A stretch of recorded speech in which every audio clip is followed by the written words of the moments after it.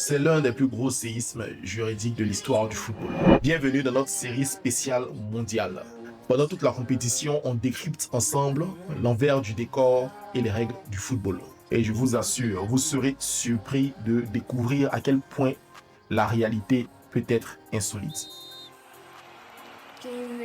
Tout commence avec un joueur français, Lassana Diarra. En 2014, il démissionne de son club en Russie après un désaccord. Le club saisit les instances sportives et en application des règles de la FIFA, le joueur écope d'une amende de 10 millions d'euros. À l'époque, les textes prévoyaient une règle très lourde. N'importe quel club qui voulait recruter Lassana Diarra se retrouvait être solidairement responsable de sa dette envers son ancien club. Mécaniquement, cela a fait peur aux autres clubs et le joueur s'est ainsi retrouvé bloqué et au chômage pendant près d'1 an. Le joueur a ainsi porté l'affaire devant les tribunaux civils pour contester la légalité de ce système. Et la plus haute juridiction a tranché. Ces règles sportives restent contraires au droit du travail ordinaire. Le joueur reste un salarié et le règlement ne peut pas bloquer sa liberté de travailler.